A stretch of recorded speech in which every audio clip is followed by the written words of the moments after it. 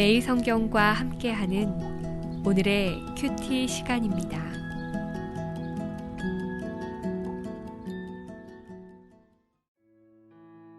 9월 11일 오늘의 말씀은 창세기 43장 1절에서 15절입니다. 그 땅에 기근이 심하고 그들이 애굽에서 가져온 곡식을 다 먹음에 그 아버지가 그들에게 이르되 다시 가서 우리를 위하여 양식을 조금 사오라. 유다가 아버지에게 말하여 이르되 그 사람이 우리에게 엄히 경고하여 이르되 너희 아우가 너희와 함께 오지 아니하면 너희가 내 얼굴을 보지 못하리라 하였으니 아버지께서 우리 아우를 우리와 함께 보내시면 우리가 내려가서 아버지를 위하여 양식을 사려니와 아버지께서 만일 그를 보내지 아니하시면 우리는 내려가지 아니하리니 그 사람이 우리에게 말하기를 너희의 아우가 너희와 함께 오지 아니하면 너희가 내 얼굴을 보지 못하리라 하였음이니이다. 이스라엘이 이르되 너희가 어찌하여 너희에게 또 다른 아우가 있다고 그 사람에게 말하여 나를 괴롭게 하였느냐. 그들이 이르되 그 사람이 우리와 우리의 친족에 대하여 자세히 질문하여 이르기를 너희 아버지가 아직 살아 계시느냐 너희에게 아우가 있느냐 하기로 그 묻는 말에 따라 그에게 대답한 것이니 그가 너희의 아우를 데리고 내려오라 할 줄을 우리가 어찌 알았으리이까. 유다가 그의 아버지 이스라엘에게 이르되 저 아이를 나와 함께 보내시면 우리가 곧 가리니 그러면 우리와 아버지와 우리 어린 아이들이 다 살고 죽지 아니하리이다. 내가 그를 위하여 담보가 되오리니 아버지께서 내 손에서 그를 찾으소서. 내가 만일 그를 아버지께 데려다가 아버지 앞에 두지 아니하면 내가 영원히 죄를 지리이다. 우리가 지체하지 아니하였더라면 벌써 2번 갔다 왔으리이다. 그들의 아버지 이스라엘이 그들에게 이르되 그러할진대 이렇게 하라. 너희는 이 땅의 아름다운 소산을 그릇에 담아가지고 내려가서 그 사람에게 예물로 드릴지니 곧 유향 조금과 꿀 조금과 향품과 모략과 유향나무 열매와 감 복숭아이니라. 너희 손에 갑절의 돈을 가지고 너희 자루 아귀에 도로 넣어져 있던 그 돈을 다시 가지고 가라. 혹 잘못이 있었을까 두렵도다. 내 아우도 데리고 떠나 다시 그 사람에게로 가라. 전능하신 하나님께서 그 사람 앞에서 너희에게 은혜를 베푸사 그 사람으로 너희 다른 형제와 베냐민을 돌려보내게 하시기를 원하노라. 내가 자식을 잃게 되면 이르리로다. 그 형제들이 예물을 마련하고 갑절의 돈을 자기들의 손에 가지고 베냐민을 데리고 애굽에 내려가서 요셉 앞에 서니라.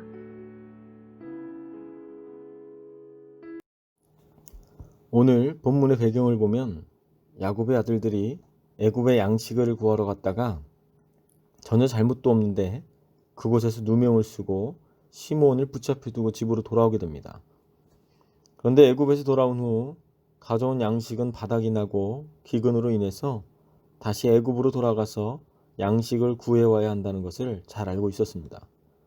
그런데 오늘 본문의 상황은 애굽에 반드시 베냐민을 데리고 가야만 하는데 야곱이 그것을 반대하고 있는 것입니다. 야곱은 애굽으로 베냐민을 보내자니 또 어떤 일이 터질까 염려가 되고 또 안 보내자니 우리 가족들이 다 굶어 죽겠고 다른 방법은 딱히 없고 한마디로 야곱은 진퇴양난에 처하게 됩니다. 야곱은 결국 어떤 선택을 하게 되는지 오늘 본문 말씀을 통해 함께 나누어 보도록 하겠습니다. 본문 1절에서 2절 말씀을 보면 이렇게 시작합니다.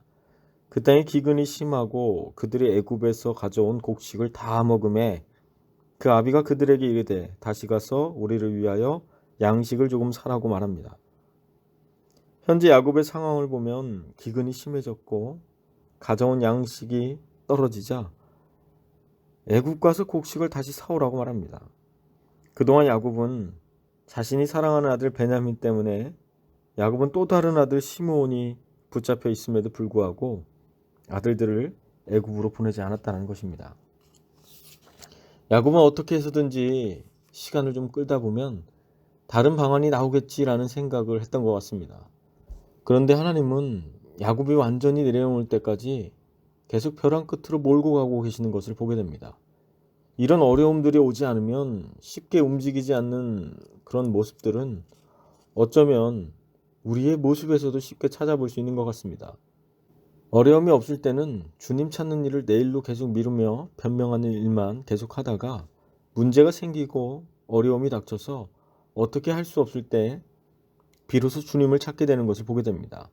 그런데 그 고집스러운 순간에도 하나님은 여러분을 포기하지 않으시고 그분의 뜻대로 인도해 가신다는 사실입니다.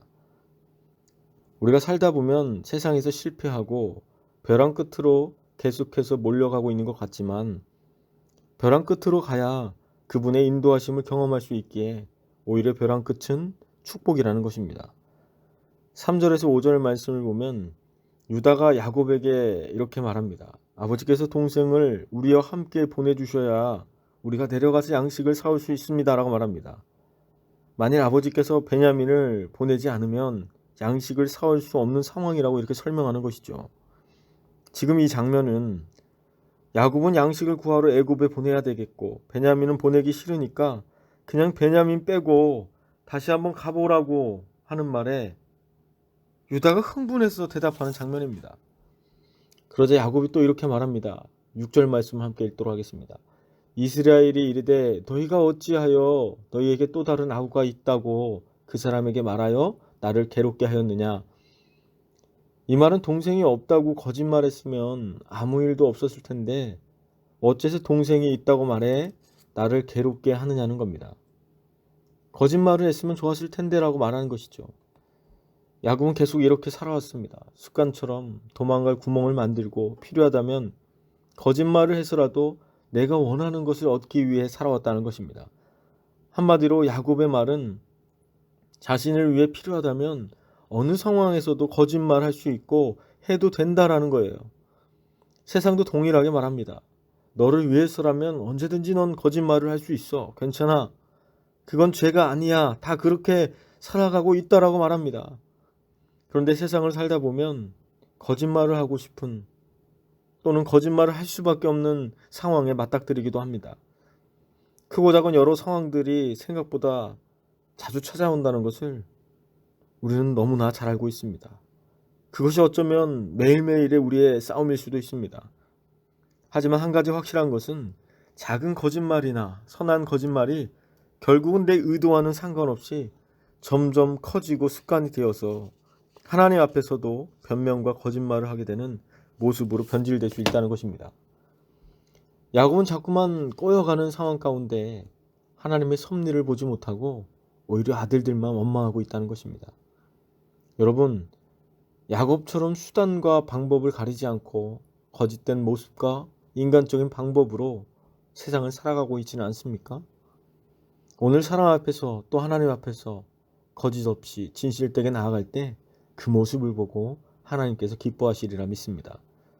8절에서 9절 말씀을 보면 유다가 책임은 내가 지겠습니다. 평생 동안 그 피의 대가를 치르겠습니다. 라고 결단하는 장면이 나옵니다. 이 유다의 고백을 들어보면 아무도 나서지 않을 때 자신의 생명도 아끼지 않고 가족 전체를 살려야 하겠다는 그런 다짐을 하는 것입니다. 한 명을 잃지 않으려고 모든 사람을 위험에 빠뜨리려고 했던 야곱의 모습과는 상반되게 유다는 나 한 명이 목숨을 잃을지라도 모든 사람을 살리겠다라고 말하는 것입니다. 공동체를 위해서 모든 문제를 떠안고 내가 희생되더라도 내가 조금 손해볼지라도 책임을 지려는 그런 모습들이 우리에게 있습니까? 책임감이라는 단어가 무색해지는 이 시대에 자신의 자존심이나 명예나 심지어 목숨도 아끼지 않고 책임을 질 수 있는 사람을 어디서 찾을 수 있겠습니까? 하나님께서는 여러분이 속한 나라와 교회와 직장과 가정에서 그 책임감 있는 그 한 사람을 찾고 계신다는 사실입니다. 그렇게 오늘도 그 한 사람이 되게 하여 주시옵소서라고 기도하며 나아가는 그런 믿음의 사람들이 되시기를 소망합니다. 11절에서 15절 말씀을 보면 야곱이 드디어 결단하는 장면을 보게 됩니다. 그리고 자기가 할 수 있는 세상적인 방법들을 다 동원합니다. 그래서 선물도 갖다 주어라. 양식 자루에 들었던 돈자루에 2배를 가지고 가라 라고 말합니다. 여전히 하나님이 행하실 것보다 인간적인 방법을 동원하고 있다는 것이죠.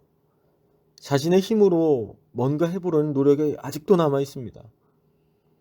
야곱은 하나님을 신뢰하기보다는 인간적인 방법에 익숙해져 있습니다. 야곱이 에서를 다시 만나러 갈 때도 여러 가지 선물을 미리 보내면서 인간적인 노력을 했다는 것을 잘 알고 있습니다. 그러나 결국 이 모든 것의 근본적인 문제는 하나님 앞에 가지고 나아갈 때 온전히 해결될 수 있다는 것입니다. 하지만 동시에 마지막에 야곱이 내가 자식을 잃게 되어도 하는 수 없다라고 이렇게 고백하는 장면이 나옵니다. 이 고백은 어쩌면 단순한 체념이 아니라 이제 자신의 힘으로는 아무것도 할 수 없음을 깨닫고 하나님께 모든 걸 맡기는 고백입니다. 하나님이 야곱에게 요구했던 것이 바로 이겁니다. 자신이 집착하던 것을 내려놓고 이제 주님만을 전적으로 의지하는 삶을 살기를 원하셨다는 겁니다. 그래도 야곱이 하나님께 사랑받을 수 있었던 이유는 내 노력으로 뭔가 열심히 해보려고 나그네와 같은 험난한 인생을 살았지만 그래도 마지막에 가서는 모든 것이 하나님께 달려있음을 신뢰하는 믿음이 있었기 때문일 것입니다. 야곱이 움켜쥐고 있던 것을 내려놓자 이스라엘 민족의 원대한 프로젝트가 다시 신속하게 실행되는 것을 보게 됩니다. 야곱은 자신의 고집으로 하나님의 프로젝트를 얼마나 지연시키고 있었는지 꿈에도 몰랐을 겁니다. 왜냐하면 사실 애굽의 총리가 자기 아들 요셉인 줄 알았더라면 그렇게까지 버티지 않았을 겁니다. 오늘 본문 말씀을 묵상하면서 야곱을 향해 얼른 달려가야지 왜 거기서 머리를 굴리고 있어 라는 그런 답답함을 느꼈습니다. 그 하나님의 섭리를 깨닫지 못하고 살아가는 야곱의 모습이 어쩌면 우리의 모습은 아닐까라는 생각을 해보게 됩니다. 여러분을 향한 하나님의 멋진 계획이 분명히 있다는 사실을 여러분 믿으시기 바랍니다. 그런데 나의 고집으로 인해서 혹시 그 계획을 지연시키고 있는 건 없는지 우리가 곰곰이 생각해 보시기 바랍니다. 야곱은 자기가 가장 사랑하는 아들 요셉을 잃고 나서 라헬의 자식인 한 명밖에 없는 베냐민을 더욱 애지중지하며 키웠습니다. 자기 목숨과도 연결되어 있다라고 고백할 만큼 자기 생명과도 같은 자식인데 그런 자식을 자기 품에서 떠나보내 낯선 애굽 땅으로 보낸다는 것은 정말 힘든 일이었습니다. 그런데 그 자식을 하나님 품에 내려놓을 때 비로소 하나님의 멋진 계획 속으로 들어가게 되는 것을 보게 됩니다. 하나님은 여러분을 위해서 더 큰 만찬을 준비하고 계십니다. 예수님께서 하나님의 뜻에 순종해서 십자가를 지셨기에 하나님은 우리에게 완벽한 구원을 주실 수 있었습니다. 그 십자가의 사랑과 은혜를 기억하며 우리 인생을 하나님께 내어 맡기셨으면 좋겠습니다. 우리가 아직도 하나님께 내려놓지 못한 것이 있습니까? 하나님은 우리가 하나님보다 다른 것에 더 마음을 두고 집착하며 살아간다면 야곱의 경우처럼 억지로라도 그것을 내려놓게 하실 것입니다. 그렇기에 더 큰 축복을 예비하신 주님 앞에 우리 삶을 내려놓고 더 큰 하나님의 섭리와 계획 속으로 나아가는 복된 하루가 되시기를 소망합니다. 사랑과 은혜가 풍성하신 하나님, 믿음의 길을 걸어가면서 아직까지 내려놓지 못했던 것들이 있다면 이제는 우리를 온전케 하시려는 주님의 뜻을 온전히 깨달을 수 있도록 인도하여 주시옵소서. 우리가 주님의 뜻을 다 이해할 수 없을지라도 우리의 인생을 주님께 온전히 내어 맡길 때 더 큰 것을 예비하고 계신 주님의 놀라운 축복들을 경험할 수 있도록 인도하여 주시옵소서. 예수님의 이름으로 기도드립니다. 아멘.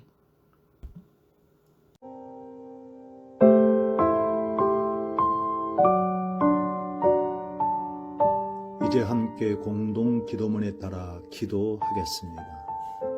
공동 기도문은 화면을 보고 기도해 주시기 바랍니다. 첫째, 나라와 민족을 위하여 기도하겠습니다.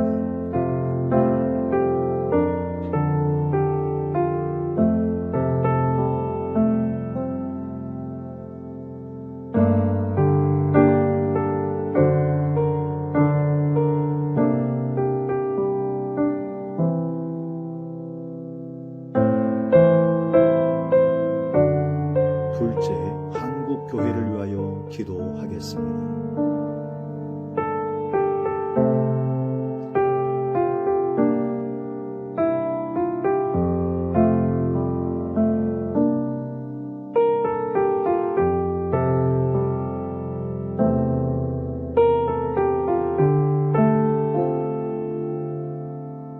셋째, 가양제일교회를 위하여 기도하겠습니다.